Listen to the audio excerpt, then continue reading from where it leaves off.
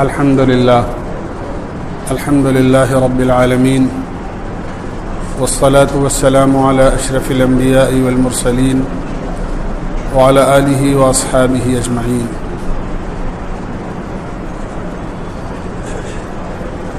دوست بزرگوں،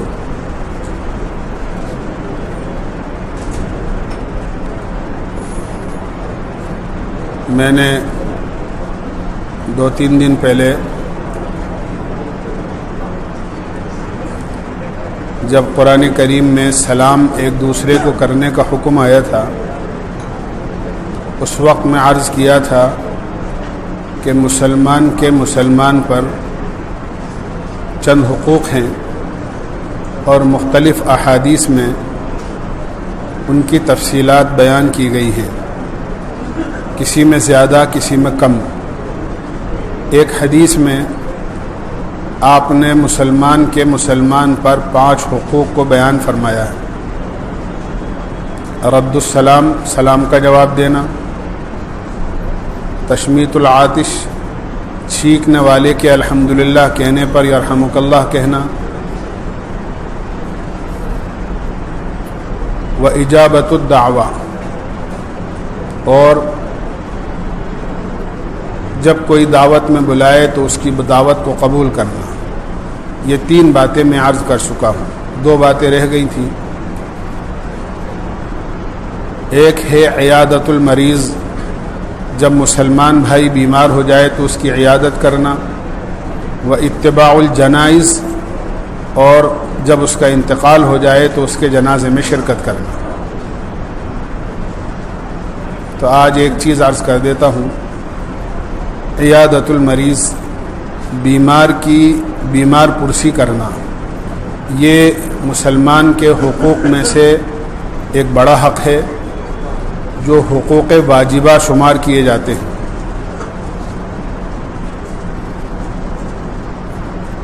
مسلمان کے لیے ایک دوسرے مسلمان کے ساتھ جس طرح سلام یا اس کی دعوت پر جانا، یہ ہمدردی اور خیرخواہی اور محبت کی نشانی ہے، بالکل بعینہ ہی اسی طرح اگر مسلمان بیمار ہو جائے، اس کو کوئی تکلیف ہو جائے، اس کو کوئی حادثہ پیش آ جائے، وہ کسی مصیبت میں گرفتار ہو جائے تو اس کی بیمار پرسی کرنا، اس کے حال کی خیر خبر لینا، اس کی مزاج پرسی کرنا، یہ بھی مسلمان کی ایک بڑی ہمدردی ہے۔ ایک حدیث میں اللہ کے نبی علیہ السلام نے ارشاد فرمایا، جب کوئی مسلمان کسی مسلمان کے لیے چل کر اپنے گھر سے جاتا ہے تو جب تک اس سے ملاقات کر کے واپس اپنے گھر نہیں آ جاتا، وہ گویا جنت کے باغ میں رہتا ہے۔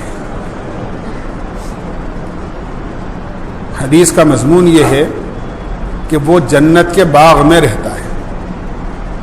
اب جنت کے باغ کے کئی مفہوم ہو سکتے ہیں۔ ایک مفہوم یہ ہے کہ جس طرح جنت ایک امن کی جگہ ہے، وہاں کوئی دکھ تکلیف پریشانی مصیبت بے سکونی غم اور رنج نہیں ہے، یہ آدمی جب اپنے مسلمان بھائی کی عیادت اور بیمار پرسی کے لیے نکلتا ہے اپنے گھر سے تو واپس آنے تک اللہ کی امان میں اس طرح رہتا ہے کہ اللہ تعالیٰ اس کو ہر آفت سے، ہر تکلیف سے، ہر بیماری سے محفوظ رکھتے ہیں۔ دوسری حدیث میں فرمایا کہ جب کوئی مسلمان کسی مسلمان کی عیادت اور بیمار پرسی کے لیے جاتا ہے، اگر صبح جاتا ہے تو شام تک، اور شام کو جاتا ہے تو صبح تک 70,000 فرشتے اس کے لیے مغفرت کی دعا کرتے رہتے ہیں۔ 70,000 فرشتے اس کے لیے مغفرت کی دعا کرتے رہتے ہیں۔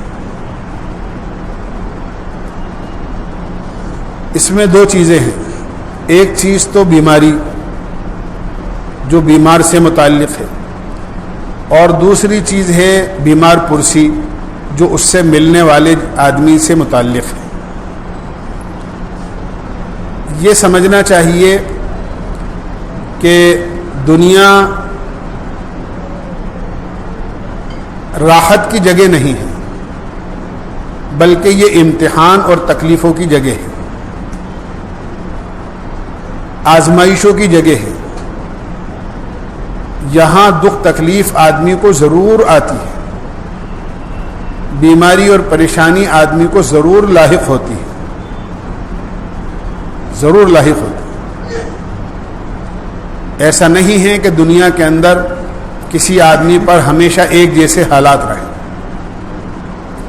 نہ کبھی آسانی ہی آسانی رہتی ہے ہمیشہ، اور نہ کبھی ہمیشہ تکلیف ہی تکلیف رہتی ہے، بلکہ زندگی کا سفر ایسا ہے جیسے راستہ ہوتا ہے۔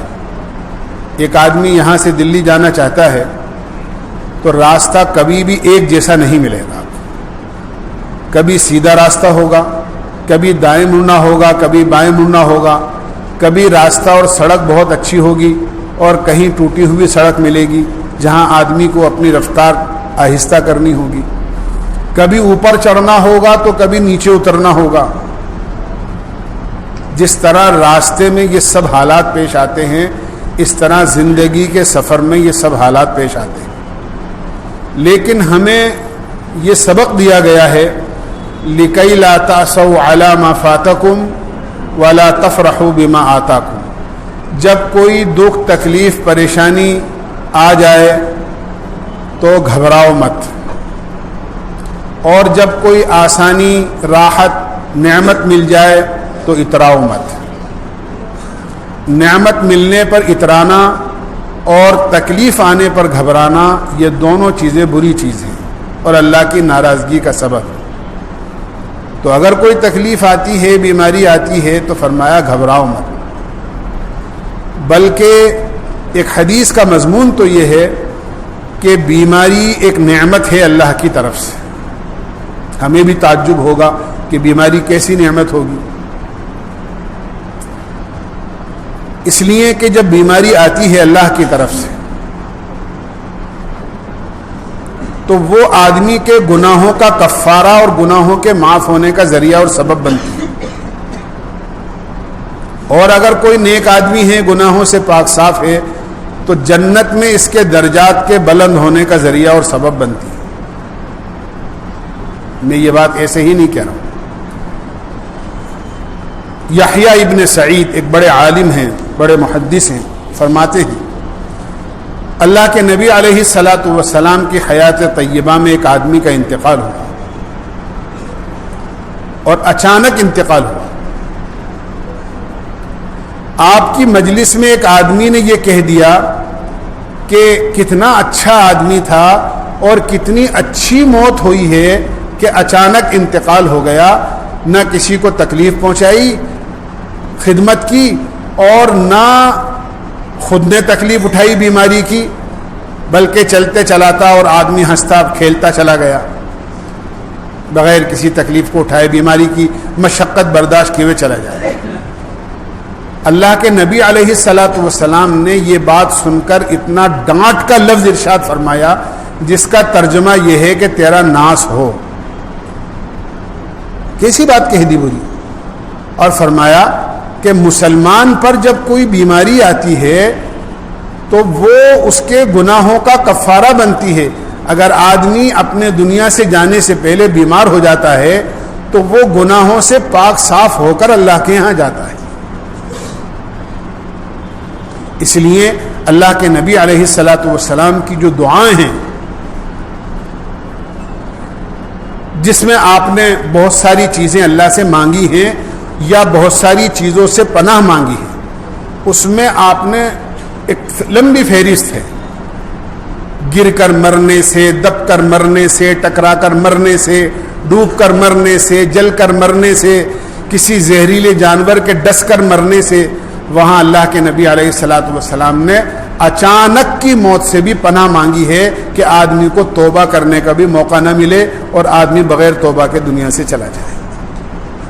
ایسی موت سے بھی آپ نے پناہ مانگی۔ تو عرض میں نے کیا کہ بیماری جب آتی ہے تو بیماری گناہوں کا کفارہ بنتی ہے اور گناہوں کے معاف ہونے کا ذریعہ بنتی ہے۔ مشکات شریف کی حدیث ہے، اللہ کے نبی علیہ الصلاۃ والسلام نے ارشاد فرمایا، بعض مسلمان تو ایسے ہوتے ہیں کہ وہ بیماری کے اندر ایسی مشقت و تکلیف اٹھا لیتے ہیں کہ جب اگر بیماری سے صحت یاب ہو جائیں اللہ کو صحت یابی منظور ہے، اور اگر اللہ کو کچھ اور منظور ہے کہ وہ دنیا سے ان کے جانے کا وقت آ گیا ہے اور ان کی زندگی پوری ہو گئی ہے، تو اگر صحت یاب ہوتے ہیں تو بھی گناہوں سے ایسے پاک صاف ہو جاتے ہیں جیسے آج ہی وہ اپنی ماں کے پیٹ سے پیدا ہوگا، اور اگر وہ اللہ کے یہاں چلے جاتے ہیں، موت مقدر ہے ان کی، تو اللہ کے یہاں بالکل گناہوں سے پاک صاف ہو کر جاتے ہیں جیسے آج ہی ان اپنی ماں کے پیٹ سے پیدا ہو۔ اس سے ہمیں اندازہ ہو جانا چاہیے کہ بیماری کتنی بڑی نعمت ہے، لیکن بعض نعمتیں ایسی ہوتی ہیں جنہیں اللہ سے مانگا جاتا ہے، لیکن بعض نعمتیں ایسی ہوتی ہیں جسے مانگا نہیں جاتا۔ بیماری کو اللہ سے مانگنا نہیں چاہیے، بلکہ اگر آ جائے تو اس پر صبر و تحمل سے کام لینا چاہیے، اور اللہ کو نہیں بھولنا چاہیے۔ یہ اللہ کو نہیں بھولنا چاہیے۔ جب آدمی اللہ کو نہیں بھولتا تو اللہ بھی اس کو بیماری میں نہیں بھولتا۔ حضرت ایوب علیہ الصلاۃ والسلام اللہ کے بڑے جلیل القدر نبی گزرے ہیں، اللہ نے بڑی نعمتوں سے نوازا، اولاد بھی دی، نعمتیں بھی دی، مال بھی خوب دیا، زمینیں بھی، جائیداد، بہت کچھ تھا، لیکن اللہ اس دنیا میں سب کو آزماتے ہیں، کسی کو دے کر آزماتے ہیں، کسی سے لے کر آزماتے ہیں، کسی کو فقیری میں آزماتے ہیں، کسی کو مالداری میں آزماتے ہیں، کسی کو صحت و تندرستی میں آزماتے ہیں، کسی کو بیماری اور پریشانی میں آزماتے ہیں۔ یہ ان کے انداز ہیں الگ الگ لوگوں کو آزمانے کے۔ اللہ تعالیٰ نے دھیرے دھیرے کر یہ نعمتیں ان سے لینی شروع کی اور کچھ نہیں رہا، یہاں تک کہ سارے گھر والوں نے ساتھ چھوڑ دیا، اور ایک وقت وہ آیا کہ اتنے بیمار ہو گئے کہ پورے جسم میں زخم ہی زخم ہو گئے۔ بعض روایتوں میں تو یہاں تک آتا ہے کہ ان کو گھر والوں نے اٹھا کر بالکل کچرا جہاں ڈالا جاتا ہے، کوڑا وہاں ڈال دیا تھا۔ صرف بیوی تھی جو خدمت کرتی تھی، بہت نیک بیوی تھی۔ بہت شدید تکلیف کے اندر وقت گزرا، لیکن ہمیشہ اللہ کو یاد رکھا، نبی تھے، اللہ کو نہیں بھولے۔ بیوی نے بہت خدمت کری، بہت خدمت کری۔ جب آدمی کسی بیماری میں یا تکلیف میں لمبے عرصے تک مبتلا ہو جاتا ہے تو ہم لوگ اپنی ایمان کی کمزوری کی وجہ سے اپنی ایمانی سطح پر ڈگمگا جاتے ہیں۔ دوائیں کر لی، ڈاکٹر بدل لیے، علاج کرا لیے، حکیموں سے بھی کرا لیا، ڈاکٹروں سے بھی کرا لیا، تو پھر آدمی طرح طرح کے خیالات میں مبتلا ہوتا ہے کہ کسی نے کچھ کرا تو نہیں دیا ہے، کسی نے کوئی جادو تو نہیں کرا دیا ہے، کسی نے کوئی سفلی علم تو نہیں کرا دیا ہے، کسی نے کوئی اونچا نیچا اوپر نیچے کا تو نہیں کر دیا ہے۔ یہ ایمان کی کمزوری کی علامت ہے۔ یاد رکھیں، ہر چیز کا ایک وقت اللہ کے ہاں متعین ہوتا ہے۔ بیماری کب آئے گی اور بیماری سے شفا کب ملے گی؟ اللہ نے دنیا میں کوئی بیماری سوائے موت کے ایسی نہیں اتاری جس کی شفا اور دوا اللہ تعالیٰ نے آسمان سے نہ اتاری، لیکن بیماری اور دوا کے درمیان ایک پردہ حائل رہتا ہے۔ جب اللہ کو منظور ہوتا ہے، اللہ فرشتوں سے کہتے ہیں درمیان میں سے اس پردے کو ہٹا دو، تو دوا بیمار کو اثر کر جاتی ہے۔ ورنہ آدمی کوشش کرتا رہتا ہے، وقت نہیں آتا یا اللہ کا حکم نہیں ہوتا اس وقت۔ شفا دوا سے نہیں ملتی، شفا اللہ کے حکم سے ملتی ہے، اللہ کے حکم سے ملتی ہے شفا۔ اللہ اکبر۔ حضرت موسیٰ علیہ الصلاۃ والسلام بیمار ہوئے، بہت عجیب واقعہ ہے۔ اللہ تعالیٰ سے باتیں کرتے تھے، کلیم اللہ تھے۔ اللہ تعالیٰ سے کہا ہے اللہ بیمار ہوں بہت زیادہ۔ اللہ تعالیٰ نے فرمایا کہ وہ جنگل میں فلاں بوٹی ہے، فلاں درخت ہے، اس کی بوٹی ہے، اس کو استعمال کر لو، تمہاری بیماری ختم ہو جائے گی۔ موسیٰ علیہ السلام گئے اور جانے کے بعد وہ بوٹی لے کر آئے, اس کو استعمال کیا, بیماری ٹھیک ہو گئی. ایک عرصہ گزر گیا. ایک لمبے عرصے کے بعد موسیٰ علیہ الصلوۃ والسلام دوبارہ بیمار ہوئے اسی بیماری میں. تو فوراً خیال ہوا کہ وہ بوٹی استعمال کی تھی اور اس سے فائدہ ہو گیا تھا, لہذا گئے اور جانے کے بعد وہ بوٹی استعمال کی, لیکن جتنا اس کو استعمال کیا بجائے بیماری ٹھیک ہونے کے بیماری بڑھ گئی. اللہ تعالیٰ سے درخواست کی, اے باری تعالیٰ آپ نے پہلے وہ بوٹی کی طرف اشارہ کیا تھا اور وہاں سے لے آؤ اس کو, میں لے آیا اور اس کو استعمال کیا, بیماری ختم ہو گئی, اور اب بھی اسی بوٹی کو استعمال کیا ہے, بیماری ٹھیک نہیں ہوئی, بیماری بڑھ گئی. اللہ تعالیٰ نے فرمایا موسیٰ پہلے اس بوٹی کو ہمارے حکم سے لائے تھے اور اب اس بوٹی کو تم نے اپنی مرضی سے استعمال کیا ہے. شفا ہمارے حکم میں ہے, بوٹی میں شفا نہیں ہے. بس یہی مسئلہ. آدمی سمجھتا ہے کہ دوا میں شفا ہے, دوا میں شفا نہیں ہے, بلکہ شفا اللہ کے حکم میں ہے. جس دن اللہ کا حکم ہوگا اس دن شفا ہو جائے گی. حضرت ایوب علیہ الصلوۃ والسلام لمبے عرصے تک بیمار رہے. بیوی کو تلاش رہتی تھی کہیں سے کوئی ایسی دوا مل جائے جس سے ان کو شفا ہو جائے اور ان کی صحت یابی لوٹ آئے. ایک دفعہ کسی ضرورت سے باہر گئی ہوئی تھی, تو یہ ہوتے ہیں نا حکیم سڑک, جو دوائیں سڑک کے کنارے لیے بیٹھے رہتے ہیں, یہ اس کی دوا ہے, یہ سلاجید ہے, اور یہ فلاں ہے, اور یہ ہے, اور یہ ہے. ایسے ہی کوئی بیٹھا ہوا تھا.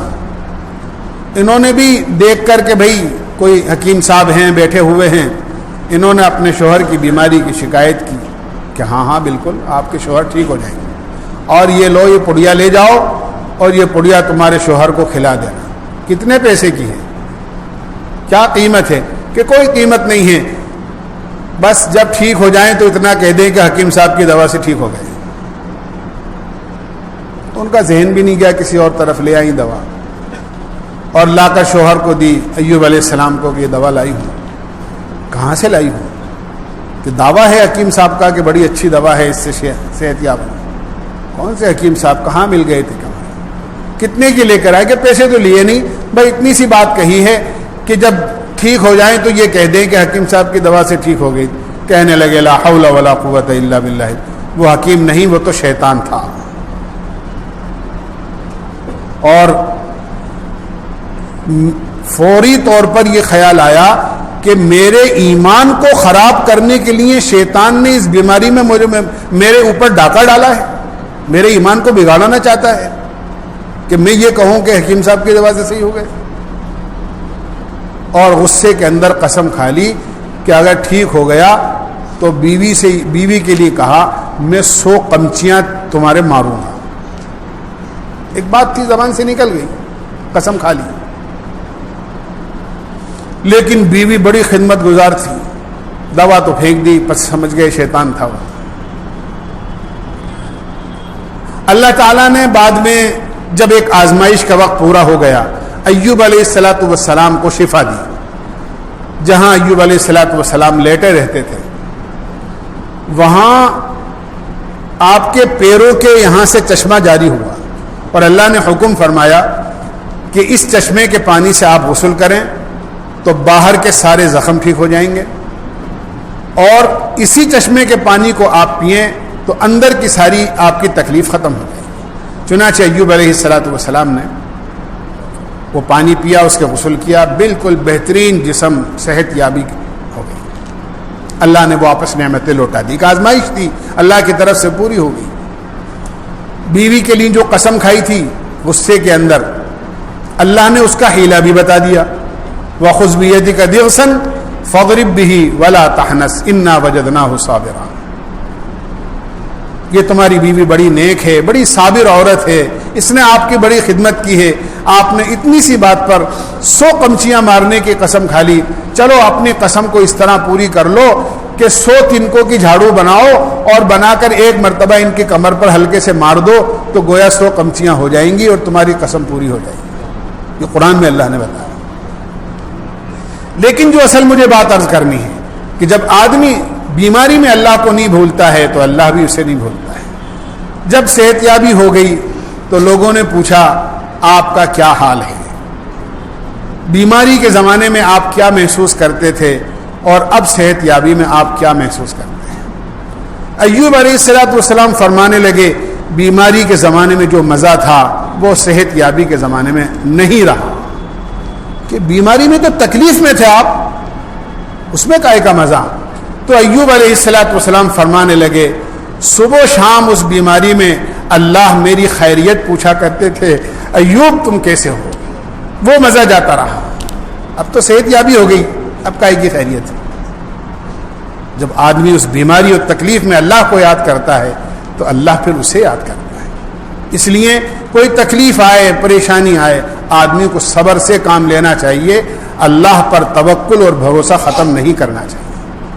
اللہ کی ذات بہت بڑی ہے، بیماری بھی اسی کے خزانے سے آتی ہے اور شفا بھی اسی کے خزانے سے آتی ہے۔ طرح طرح کے خیالات میں مبتلا نہیں ہونا چاہیے کہ صاحب فلاں نے ایسا کر دیا، فلاں نے ایسا کر دیا، فلاں کے ایسا کرنے سے یہ ہو گیا ہوگا، فلاں سے کرنے سے ایسا کچھ نہیں، سب کچھ اللہ کی طرف سے۔ اگر کوئی بیمار ہو جائے جس طرح میں نے عرض کیا، یہ بات تو بیمار سے متعلق تھی جو مختصر میں نے عرض کی۔ دوسری چیز ہے بیمار کی عیادت کرنے والے سے متعلق، کہ بیمار کی عیادت کرنے کا یہ ثواب جو میں نے عرض کیا کہ 70,000 فرشتے صبح سے لے کے شام تک اور شام سے لے کے صبح تک اس کے لیے دعائے مغفرت کرتے ہیں۔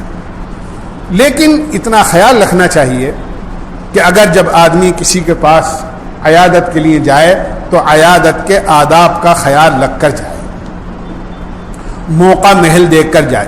بعض مرتبہ بیمار کو کسی کے آنے سے راحت ہوتی ہے، بعض مرتبہ بیمار کو کسی کے ملنے سے تکلیف ہوتی ہے، تو اس کا خیال رکھنا چاہیے۔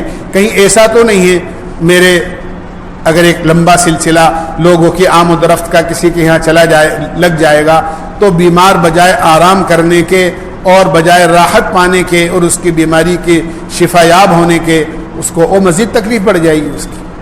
اس لیے موقع محل دیکھ کر آدمی عیادت کرے، بیمار پرسی کرے۔ کبھی بیمار سے ملنا ضروری ہوتا ہے اور کبھی بیمار سے ملنے کا موقع نہیں ہوتا اور بیمار کو تکلیف ہوتی ہے ملنے سے، تو اس کے جو لواحقین ہیں، گھر والے ہیں، اس کے جو تیماردار ہیں، ان سے ملنے ہیں۔ آپ اگر بیمار سے نہ مل کر تیمارداروں سے بھی ملو گے تو یقیناً آپ کو اتنا ہی اجر ملے گا اور اتنا ہی ثواب ملے گا جتنا کہ بیمار کے ملنے سے ملے، کیونکہ آپ نے بیمار کو تکلیف سے بچانے کے لیے آپ نے بیمار کی بیمار پرسی اس کے تیماردار سے، اس کے گھر والوں سے کر دی۔ اس کا خیال رکھیے، ایسا نہیں کہ آپ بیمار کے پاس بیٹھ گئے جا کر اور آپ اتنا لمبا آپ بیٹھ گئے وہاں پر کہ وہ آرام کرنا چاہ رہا ہے ہی، اپنی ضرورت پوری کرنا چاہ رہا ہے اور وہ اس کو موقع ہی نہیں مل رہا، وہ مروت میں بیچارہ کہہ نہیں پا رہا ہے، آپ وہاں سے اٹھ کے ہی نہیں دیتے ہوں۔ اس لیے یہ سمجھ سے، عقل سے، تھوڑا سا اپنی عقل کو استعمال کر کے کہ موقع محل دیکھ کر کے اس وقت میں کیا موقع ہے، زیادہ بیٹھنے میں فائدہ ہے کیا؟ اگر میں اٹھ کر چلا گیا تو بعض مرتبہ مریض اکیلا پن محسوس کرتا ہے، کوئی قریبی دوست، کوئی بہت زیادہ قریبی جاننے والا آدمی ایسا ہوتا ہے جس کے بیٹھے رہنے سے راحت ہوتی ہے، آدمی کو بیماری میں ہلکا پن پیدا ہو جاتا ہے۔ اور کبھی ایسا ہوتا ہے کہ آدمی سوچتا ہے کہ بھئی کسی نے طبیعت پوچھ لی، اب چلی جائیے اپنی۔ عبداللہ ابن مبارک رحمۃ اللہ علیہ بیمار ہو گئے، بڑے اللہ والے اور بڑے محدث تھے، لوگ ان کی عیادت کرنے آتے، ایسے ہی سلسلہ شروع ہو گیا عیادت کرنے والوں کا، بیمار پرسی کرنے والوں کا۔ ایک صاحب آ کر اس طرح بیٹھے کہ وہ اٹھ کر ہی نہیں جا رہے تھے۔ حضرت عبداللہ ابن مبارک رحمۃ اللہ علیہ کو اپنی ضرورت پوری کرنی تھی، وہ کہیں تو کس طرح کہیں؟ تو آپ نے اس طرح کہ کاش یہ آدمی سمجھ جائے، کہا کہ بھئی لوگ بیماری کی تکلیف تو اپنی جگہ ہے، آنے جانے والوں کا سلسلہ ایسا ہے جو آرام کرنے نہیں دیتا، اپنی ضرورت پوری کرنے نہیں دیتا، ایسا تانتا بنا رہتا ہے لوگوں کا، اور لوگ آ جاتے ہیں، بیٹھ جاتے ہیں، جانے کا واپس نہیں نام لیتے، بڑی تکلیف ہوتی ہے۔ بیماری کی تکلیف الگ اور ان آنے جانے والوں کا جم کر بیٹھ جانا، اس کی تکلیف الگ، راحت نہیں مل پاتی ہے، ضرورت پوری نہیں کر پاتا ہوں۔ یہ اس لیے کہا تاکہ وہ سمجھ جائے۔ تو وہ کہنے لگا ہاں حضرت بالکل آپ صحیح کہہ رہے ہو، یہ آنے جانے والوں نے آپ کو بڑا پریشان کر لیا ہے اور آتے ہیں اور جم کر بیٹھ جاتے ہیں. میں ایسا کرتا ہوں کہ دروازہ بند کر دیتا ہوں تاکہ کوئی آئے نہیں آپ کے پاس. عبداللہ ابن مبارک رحمۃ اللہ علیہ سمجھ گئے کہ یہ بالکل بے عقل آدمی ہے. کہنے لگے کہ اچھا بھائی ٹھیک ہے, دروازہ تو بند کرو لیکن پہلے باہر جانا, پھر دروازہ باہر سے بند کرنا. پہلے خود باہر جاؤ پھر دروازہ بند کرنا, یہ نہیں کہ تم اندر رہتے ہوئے دروازہ بند کرو. ایسے بھی بعض مرتبہ کہنا پڑتا ہے. تو موقع محل دیکھ کر آدمی کو جانا چاہیے اور بیمار کی راحت کی پوری کوشش کرنا چاہیے. اللہ کے نبی علیہ الصلاۃ والسلام بیمار کے پاس تشریف لے جاتے تھے, تسلی کی باتیں کرتے. یہ بھی بیمار کا ادب ہے, بیمار پرسی کا. آپ جائیں تسلی کی باتیں کریں. آپ ہمیشہ جاتے پیشانی پر ہاتھ رکھتے, کمر پر ہاتھ رکھتے, سر پر ہاتھ رکھتے اور فرماتے لا بأس طہور انشاءاللہ, کوئی گھبرانے کی بات نہیں. یہ بیماری تمہاری پاکی کا ذریعہ اور سبب بنے گی, یعنی تمہارے گناہوں کو معاف کرا دے گی, یا یہ کہ تمہاری بیماری جلدی سے تمہاری بیماری ختم ہو جائے گی اور جلدی سے تم انشاءاللہ پاک صاف ہو جاؤ گے اور تم جلدی سے صحت یاب ہو جاؤ. آپ امید دلاتے تھے. نا امیدی بیمار کے لیے بھی بڑی خطرناک چیز ہے, اور اگر کوئی آدمی نا امیدی کی باتیں کرتا ہے یہ اس کے لیے مناسب نہیں. ایک صحابی کے پاس اللہ کے نبی تشریف لے گئے, وہ بخار میں تھے. اللہ کے نبی نے تسلی کی بات کری جس طرح آپ کی عادت شریفہ تھی, لیکن وہ کہنے لگا کہ اللہ کے نبی ایسا لگتا ہے کہ یہ بیماری تو میری جان ہی لے کر رہے گی.